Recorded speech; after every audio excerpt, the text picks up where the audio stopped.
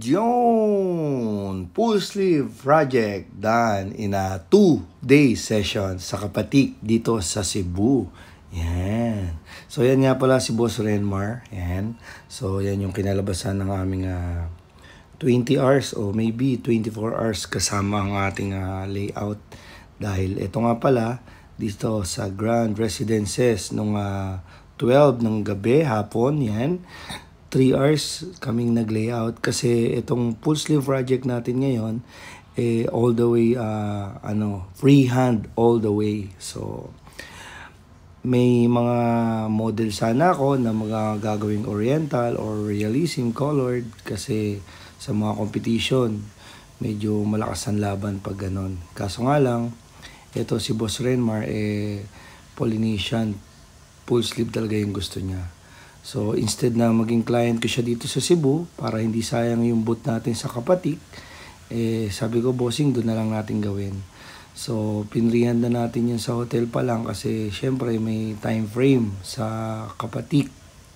Merong oras lang na pwede kang magtattoo. Kaya sabi ko, kung hindi natin ipi-freehand pa yan, kakapusin tayo sa oras. So, yan yung first day. Yan, grabe, oh. Ang lakas ni bossing, parang walang nararamdaman.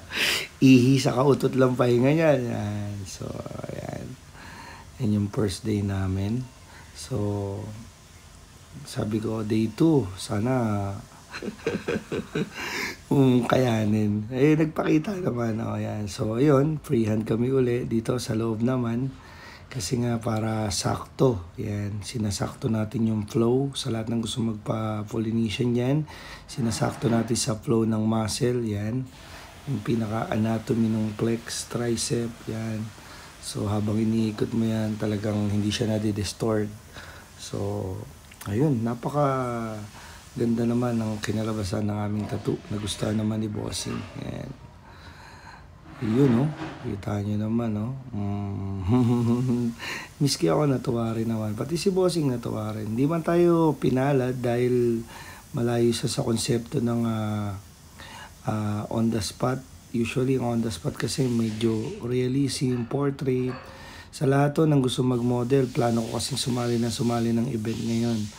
Right? So, marami tayong sasalian. Kahit sa Savage, gusto kong bumalik dito sa Cebu. Napakababait, napakabubuti, napakasarap ng pagkain. So, yun. Next time, Davao, o saan man, di ba? So, sa Hong Kong, dapat ngayong 2027. Kaso, bitin sa client Medyo mahal yung ticket sa hotel. Kaya, baka mga February na lang. So, thank you, Lord. May always on the go, 24/7. Who's next? Be my next client and model. Thank you, Boss Renmar.